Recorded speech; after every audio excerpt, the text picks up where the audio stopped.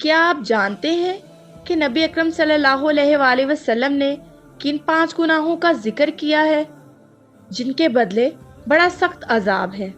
اور کیا آپ کو معلوم ہے کہ زکوٰۃ ادا کرنے کے کیا فوائد ہیں؟ اور کیا آپ یہ بھی جانتے ہیں کہ زکوٰۃ ادا کرنے والوں کے بارے میں قرآن مجید میں کیا حکم ہے؟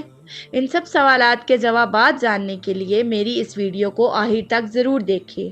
ایک حدیث میں ہے، حضور اکرم صلی اللہ علیہ وآلہ وسلم نے فرمایا، 5 گناہوں کے بدلے 5 عذاب دیے جاتے ہیں۔ دنیا میں وعدہ خلافی اور بدعہدی کرنے والوں پر ظالم بادشاہ مسلط کیا جائے گا، اور جو لوگ اللہ کے حکم کے خلاف فیصلہ کریں گے ان میں تک دستی عام ہو جائے گی، اور جو لوگ ناپ تول میں کمی کریں گے تو قحط سالی مسلط ہو جائے گی، اور اگر زکوٰۃ نہیں دیں گے تو بارشیں بند ہو جائیں گی، اور جس قوم میں بے حیائی پھیل جائے گی تو ان میں موت عام ہو جائے گی۔ آج کہاں گئے وہ حرص کرنے والے، مال جمع کرنے والے، پیسے کی دوڑیں لگانے والے؟ پیسے نے دنیا میں وفا کی نہ آخرت میں۔ اس چاندی اور سونے کی سلاخوں کو گرم کر کے ان کی پیشانی اور پہلوؤں اور پیٹھوں کو داغا جائے گا، ہاتھ پیچھے بندھے ہوئے ہوں گے۔ باوجود مالدار ہونے کے بخل کی وجہ سے مال خرچ نہ کیا۔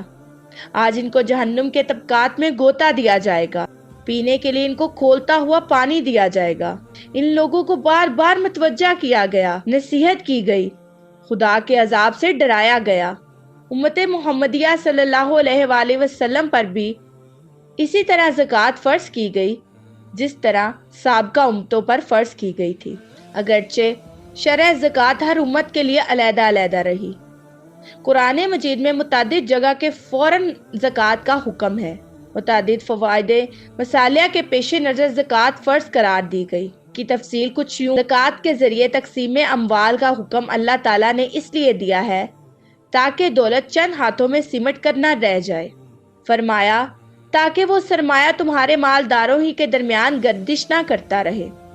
اگر سرمایہ چند محسوس لوگوں کے ہاتھوں میں رہے یا صرف انہی کی اس پر اجارہ داری ہو تو نتیجتاً امیر امیر تر ہوتا چلا جائے گا اور غریب غریب تر۔ اس طرح معاشرے میں معاشی لحاظ سے علیحدہ علیحدہ طبقے جنم لیں گے جو ایک دوسرے کے مقابل اور دشمن ہوں گے۔ بالآخر ایسا معاشرہ اقتصادی بحران کا شکار ہو کر تباہ ہو جائے گا۔ اسی لیے اللہ تعالیٰ نے ارشاد فرمایا، اللہ کی راہ میں خرچ کرو اور اپنے ہاتھوں اپنے آپ کو ہلاکت میں نہ ڈالو۔ زکوٰۃ ادا کرنے کا ایک بڑا فائدہ یہ ہے کہ انسان کے دل سے مال کی پوجا اور اس کی اندھی محبت ختم ہو جاتی ہے۔ زکوٰۃ ادا کرنے والے کا دل سیم و زر کا غلام بننے کی بجائے پاک صاف ہو جاتا ہے۔ اس میں عطائت خداوندی کے علاوہ خدمت انسانیت کے اعلیٰ و اشراف اوصاف پیدا ہو جاتے ہیں۔ اس مقصد کو حاصل کرنے کے لیے اللہ تعالیٰ نے رسول اللہ صلی اللہ علیہ وآلہ وسلم کو حکم دیتے ہوئے فرمایا، اے نبی، تم ان کے اموال میں سے صدقہ لے کر انہیں پاک کرو اور نیکی کی راہ میں انہیں بڑھاؤ۔ جب زکوٰۃ کا معاملہ اس قدر اہم اور مفید ہے تو شریعت محمدی صلی اللہ علیہ وآلہ وسلم میں اس کو ایک خاص حیثیت و مقام دیتے ہوئے فرض قرار دیا گیا ہے۔ اسلام کی 5 معروف بنیادوں میں سے تیسری بنیاد زکوٰۃ ہے۔ رسول اللہ صلی اللہ علیہ وآلہ وسلم نے ارشاد فرمایا کہ اسلام کی بنیاد 5 چیزوں پر رکھی گئی ہے۔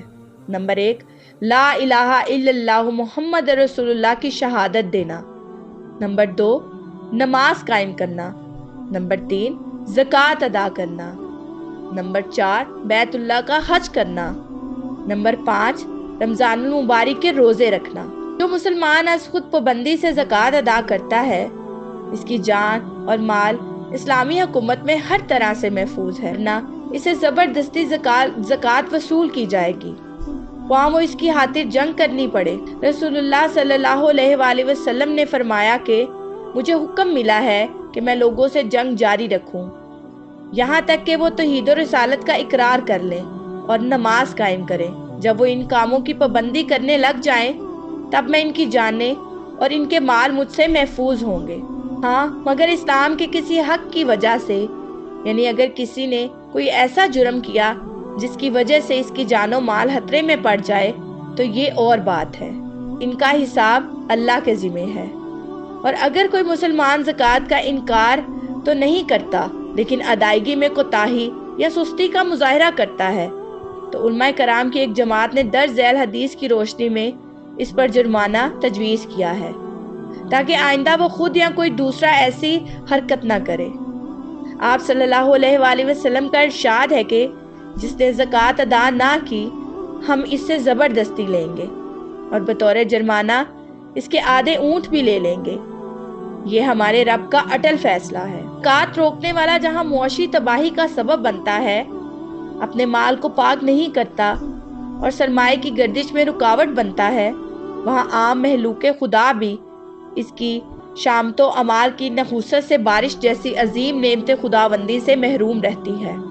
رسول اللہ صلی اللہ علیہ وآلہ وسلم نے ارشاد فرمایا کہ جب کسی قوم نے زکوٰۃ روک لی تو آسمان سے ان کے لیے بارش روک دی گئی، اور اگر جانور نہ ہو تو ایک قطرہ بھی بارش کا نہ برسے۔ جو آدمی زکوٰۃ ادا نہیں کرتا اس کے دوسرے اعمال بھی قبول نہیں ہوں گے۔ میں امید کرتی ہوں کہ میرے ناظرین کو میری آج کی ویڈیو بہت ہی دلچسپ اور معلوماتی لگی ہوگی، اور اگر آپ ایسے بہت سے اسلامی واقعات سننا چاہتے ہیں تو ہمارے چینل اقرا اسلامک سٹوریز کو لائک، شیئر اور سبسکرائب کرنا مت بھولیں، اور ساتھ ہی ساتھ بیل آئیکن بٹن کو ضرور پریس کریں تاکہ ہر آنے والی نئی ویڈیو کا نوٹیفیکیشن آپ کو آپ کی اسکرین پر ملے۔